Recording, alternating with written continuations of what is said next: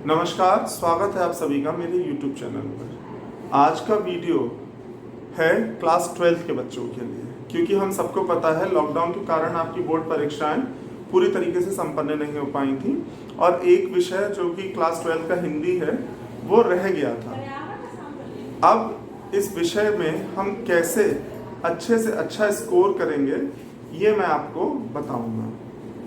किस तरीके से आप बेहतर से बेहतर स्कोर कर सकते हैं हिंदी विषय में, वो मैं आज आपको बताऊंगा। पढ़ तो आपने लिया ही होगा, क्योंकि जब एग्जाम्स जुलाई में हैं और आपके मार्च में होने वाले थे, किन्हीं कारणों से नहीं हो पाए, तो आप पढ़ तो अब सब चुके होंगे। पर आज मैं आपको ट्रिक्स बताऊंगा, जिन ट्रिक्स को फॉलो करके आप पेपर भी समय से निपटा लेंगे, क्योंकि हिंदी, इंग्लिश और ये सोशल साइंस के पेपर इतने लेंदी आते हैं कि छूट जाते हैं। आपका टाइम वेस्ट भी नहीं होगा, आप जल्दी से जल्दी पेपर भी निपटा लेंगे और आप कॉपी भी बहुत अच्छी लिख लेंगे। पर उसके लिए आपको करना ये है कि वीडियो को लगातार देखना है, कहीं पर भी वीडियो को स्किप नहीं करना है, पूरी बात को बहुत ध्यान से सुनना भी है और फॉलो भी करना है। अब इस वीडियो को शुरू करने से पहले मैं ये चाहता हूँ कि आप सब एक एवरेज लगा लें, क्योंकि हम सबको पता होता है किस विषय में हम कितना स्कोर कर सकते हैं। तो आप ये इस वीडियो को देखने से पहले ये तय कर लीजिए कि आज आप अगर हिंदी की परीक्षा हो तो आपके कितने मार्क्स आएंगे। ये तय करने के बाद ही आप मेरा वीडियो आगे देखें। और अगर आपने तय कर लिया है तो अब इसमें अपने 10 मार्क्स एक्स्ट्रा कर लीजिए, मेरी तरफ से जोड़ लीजिए। और अब जो आपने मार्क्स जोड़ लिए हैं, यही मार्क्स आपको आपकी बोर्ड का जब परीक्षा परिणाम आएगा, यही मार्क्स आपको मिलेंगे। पर मिलेंगे कब? मिलेंगे तब जब आपको जो आज ट्रिक्स मैं बता रहा हूँ उन्हें आप फॉलो भी करेंगे, और जैसे बता रहा हूँ वैसे ही फॉलो करेंगे। आइए अब ज़्यादा बातें ना करते हुए वीडियो को शुरू करते हैं। आपके पेपर में 3 सेक्शन आते हैं, खंड का, ये होता है अनसीन पैसेज का, अपठित गद्यांश का या पद्यांश का। इसमें कभी कभी कविता भी आती है और कभी कभी गद्य भी आता है। अब आपको करना क्या है, आप पहले तो ये तय कर लीजिए कि आपको सेक्शन कौन सा करना है। का पहले करना है, खा पहले करना है या गा पहले करना है। हम सब जानते हैं कि हमें एक सेक्शन जो भी हम बेहतर ढंग से कर सकते हैं वो सेक्शन लेके सबसे पहले अटेम्प्ट करना है। कोशिश ये करनी है, कोशिश नहीं बल्कि करना ही ये है कि जो भी सेक्शन आप लें उसको कंप्लीट करके ही दूसरे सेक्शन में। ऐसा बिल्कुल मत कीजिएगा कि कक्षा जो सेक्शन का है उसका एक क्वेश्चन कर लिया, फिर सेक्शन खा का एक क्वेश्चन कर लिया, फिर सेक्शन गा का एक क्वेश्चन कर लिया। इससे आपका बहुत घाटा हो जाएगा। जो भी सेक्शन आप चूज कर रहे हैं जिसमें आप बेहतर स्कोर कर सकते हैं, उस सेक्शन को पहले उठाएं, बहुत साफ सुथरा लिखने की कोशिश करें और उस सेक्शन के किसी भी क्वेश्चन को बीच में स्किप न कीजिए, उसको प्रॉपरली अटेम्प्ट कीजिए, पूरा अटेम्प्ट कीजिए। अब दूसरी चीज, अब सबसे पहले मैं ये मान के चल रहा हूँ कि आप खंड का को कर रहे हैं, ठीक है। अब पठित गद्यांश आपने लिया है तो आपकी बोर्ड कॉपी आएगी, उसमें एक साइड मार्जिन खींची हुई होती है, ठीक है। अब सीबीएसई बोर्ड का एक नया नियम आया है जिसमें आपको शायद ब्लैक पेन यूज नहीं करने देते हैं। अब आप क्या करेंगे, आप 2 पेन लेंगे ब्लू, और दोनों पेन, एक पेन को डॉट लेंगे और एक पेन को जेल लेंगे, क्योंकि आप ब्लैक पेन यूज नहीं कर सकते हैं और आपको कॉपी भी अब डिफरेंट करनी है। इसके लिए आप 2 पेन लेंगे, ठीक है, ब्लू पेन लेंगे, और दोनों पेन जो होंगे वो होंगे तो ब्लू, पर डिफरेंट डिफरेंट शेड्स के होंगे, उनके शेड्स डिफरेंट होंगे। एक डार्क ले लीजिएगा, एक थोड़ा सा लाइट ले लीजिएगा। पेन ऐसा यूज कीजिएगा जो वाटरप्रूफ हो। देखिए, वाटरप्रूफ पेन यूज करना बहुत जरूरी है बोर्ड एग्जाम में। रिस्क बिल्कुल मत लीजिए, क्योंकि इस समय का रिस्क आप जीवन भर भोगेंगे। वाटरप्रूफ पेन लीजिए, वो 10-15 रुपए एक्स्ट्रा कॉस्ट कर जाएगा तो उसमें कोई घाटा नहीं है। वाटरप्रूफ पेन से आपको ये फायदा होगा कि बहुत से बच्चे लिखते टाइम हाथ पसीजते हैं। अब हम पाउडर लेके तो जाते नहीं कि हाथ पे लगा के फिर शुरू हो जाएंगे। कभी कभी हमने पूरी मेहनत से अच्छा लिखा और पेन इतना घटिया स्तर का ले गए थे कि अपना पसीजा हुआ हाथ उसी पे रख दिया, कॉपी का पूरा सत्यानाश हो गया। ऐसा काम मत कीजिए। एक अच्छा पेन ले लीजिए, वाटरप्रूफ पेन लीजिए, उससे ही अपनी कॉपी को लिखिए। अब 2 पेन लीजिए, डिफरेंट शेड्स के लीजिए, एक डिफरेंट शेड का और दूसरा एक लाइटर शेड का, एक डार्कर शेड का आपने ले लिया। अब आपको क्या करना है, ये आपकी मान लीजिए बोर्ड कॉपी है, इस तरफ इसकी एक मार्जिन खिंची हुई है। आपको हल्की सी मार्जिन जो है वो अपनी कॉपी के, मान लीजिए कॉपी रखिए तो राइट हैंड साइड पे जो आपका हाथ है उस पे भी आपको एक मार्जिन खींच लेनी है, इस तरीके से। इससे आपको फायदा ये होगा, आपकी राइटिंग भागेगी नहीं, आप बंधा हुआ लिखेंगे। बहुत बार हम देखते हैं कुछ, हम जैसे हमने एक लाइन लिखी, यहाँ तक लिखी और दूसरी लाइन यहाँ तक लिखी, तीसरी लाइन यहाँ, तो ऐसा लगता है हमने कविता लिख दी पूरी की पूरी। तो ऐसा नहीं होगा। अगर आप ऐसे बाहर पे भी स्केल से लाइन खींच लेंगे तो आपकी राइटिंग जो है वो डिफाइंड रहेगी। मार्जिन ऐसा मत कीजिएगा कि कम से कम हम लिखें, इसके लिए आप इतनी बड़ी मार्जिन खींच लें जो दूर से ही समझ में आ जाए। मार्जिन छोटी, मतलब कम से कम पेज घेर के आप मार्जिन खींचेंगे, ज्यादा से ज्यादा पेज घेर के नहीं खींचेंगे कि है ना कम लिखना पड़े इसलिए खूब मार्जिन खींच दो, ये मत कीजिएगा। उसके बाद आप बीचों बीच खंड का लिखेंगे, जो हम किनारे से लिखते हैं। अब आप इस वीडियो को देखने के बाद किनारे से नहीं लिखेंगे, आप बीचों बीच में लिखेंगे, खूब बड़ा बड़ा ऐसे, खंड का। अब पठित पद्यांश या गद्यांश आप करेंगे कैसे? ज्यादातर ये होता है कि बच्चे जैसे ही अपठित गद्यांश को देखते हैं सीधे पढ़ना शुरू कर देते हैं। आपको सबसे पहले पढ़ना नहीं है, सबसे पहले उस अपठित गद्यांश के प्रश्नों को और आपको बच्चों पढ़ना है, पूरे के पूरे पढ़ लेने। इससे क्या होगा, आपका माइंड जो होगा उन प्रश्नों पर फिक्स हो जाएगा। अब आपको ये काम करना है कि अब आपको जो है अपठित गद्यांश को पढ़ना शुरू करना है। जैसे ही आंसर आएगा आपका दिमाग ऑटोमेटिकली वहां जाके स्टक हो जाएगा, आपको उसे अंडरलाइन कर देना। इस तरीके से 90% क्वेश्चंस जो अपठित गद्यांश के हैं वो आपके ट्रिक से हल हो जाएंगे, आपका समय भी नहीं बर्बाद होगा। होता क्या, हम पहले अपठित गद्यांश पढ़ते हैं, फिर हम प्रश्न पढ़ते हैं, फिर हम दोबारा अपठित गद्यांश पढ़ते हैं, फिर हम प्रश्न उत्तर को ढूंढते हैं, आपका बहुत समय खराब हो जाता है। अब आप क्या करेंगे, अब आप सबसे पहले प्रश्नों को पढ़ेंगे, उसके बाद अपठित गद्यांश पढ़ेंगे, आंसर आपको मिल जाएंगे, फटाफट आप कॉपी खोलेंगे, खंड का लिखेंगे। अब हम क्या करेंगे, अब हम उत्तर लिखना शुरू करते हैं।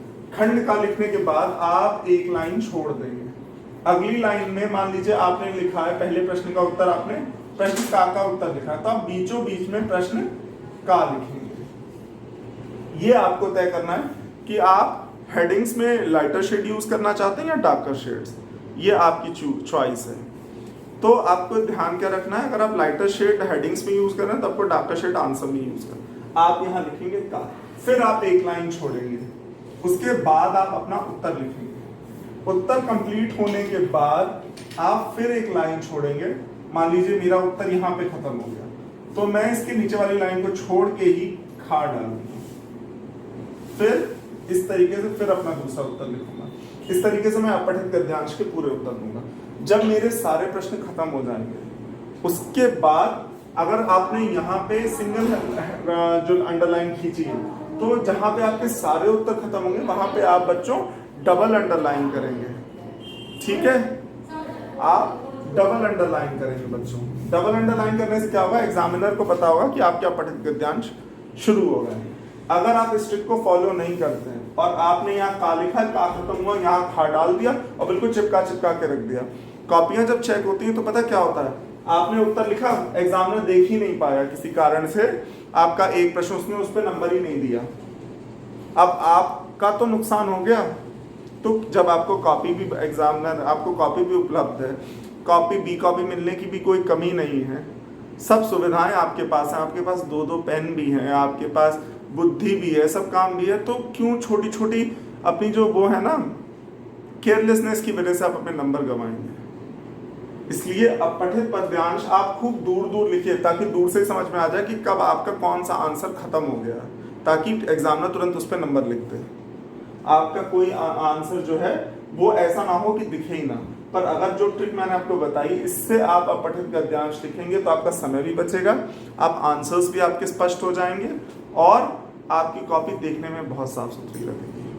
अगर आप मेरे रेगुलर व्यूअर हैं तो आपको मैंने बताया भी है कि किस तरीके से आप अपनी हैंडराइटिंग को सुधार सकते हैं, कैसे आप क्या चीज़ों को फॉलो कर सकते हैं। अगर आपने मेरे रेगुलर व्यूअर नहीं हैं, अगर आप मेरे रेगुलर व्यूअर नहीं भी हैं तो आप मेरे प्रीवियस वीडियोस देख लीजिए। मैंने कईयों वीडियोस हैंडराइटिंग पर और प्रेजेंटेशन पर बनाए हैं। मैं हर बार ज़्यादातर वीडियोस में बताता हूँ कि किस तरीके से आप अपनी प्रेजेंटेशन सुधारें, क्योंकि मेरा मानना ऐसा है कि नॉलेज होना और अच्छे मार्क्स आने में दोनों चीज़ों में फ़र्क है। अगर आप नॉलेज और अपनी प्रेजेंटेशन स्किल्स सुधारेंगे, तभी आप बेहतर से बेहतर स्कोर कर पाएंगे। तो सेक्शन का जो खंड का है वो मैंने आपको क्लियर कर दिया कि आपको किस तरीके से उत्तर लिखना है और किस तरीके से उत्तर देना है, ठीक है। अब हम खंड जो है वह खा की बात करते हैं कि खंड खा में क्या करना है। एक चीज़ आपको ध्यान रखनी है कि जब आप खंड का, मान लीजिए आपका 1.5 पन्ने में खत्म हुआ, तो आपको आधा जो पन्ना बचा है ना, उसमें खंड का खा को शुरू नहीं करना है, ये ध्यान रखिएगा। अगर आपका पेज मान लीजिए बहुत ज़्यादा बच रहा है तो आप शुरू कर सकते हैं, वैसे मैं तो आपको सलाह दूंगा कि आप मत कीजिए, आप नेक्स्ट पेज से ही कीजिए। कोई भी जब नया सेक्शन शुरू कीजिए तो आधे पेज में तो बिल्कुल मत कीजिए, उस पेज को बिल्कुल छोड़ दीजिए, नए पेज से अपना दूसरा सेक्शन शुरू कीजिए। अब हम खंड खा की बात करते हैं। खंड खा में आता है निबंध और पत्र, और कुछ शायद वैसे क्वेश्चंस भी आते हैं, वो तो आपको याद करके ही देने, उनमें कोई ट्रिक नहीं चलती। निबंध आप कैसे बेहतर लिख सकते हैं, इसका मैंने पूरा का पूरा एक वीडियो बनाया और उसमें इतनी बेहतरीन ट्रिक बताई है निबंध लिखने की, जिससे आपका निबंध का जो स्कोर है ना, वो औसत बच्चों से क्या, होशियार बच्चों से भी ज़्यादा ही आएगा। और निबंध में बहुत बार नहीं 90% ऐसा होता है कि अगर 5 नंबर का निबंध आया है तो 2-2.5 नंबर से ज़्यादा एग्जामिनर देता ही नहीं। पर जो ट्रिक मैं आपको बता रहा हूँ ना, इससे खड़ूस से खड़ूस एग्जामिनर बैठेगा ना, वो भी आपको 4.5-4 नंबर देगा, ये आप मान लीजिए। तो वो वीडियो आप ज़रूर देख लीजिएगा। आप अगर मेरे चैनल पर नए हैं तो आप मेरा चैनल खोल लीजिए और मेरे सारे वीडियोस देखिए, उसमें निबंध पे एक प्रॉपर वीडियो बना हुआ है। उस वीडियो से आप जो है वो आप मेरे जो कैसे आप बेहतर निबंध लिख सकते हैं ये आप जान सकते हैं। पत्र पर भी मैंने वीडियो बनाया है, और वो वीडियो, क्योंकि देखिए पत्र का एक ही फॉर्मेट होता है, ठीक है, पत्र के कई फॉर्मेट नहीं होते।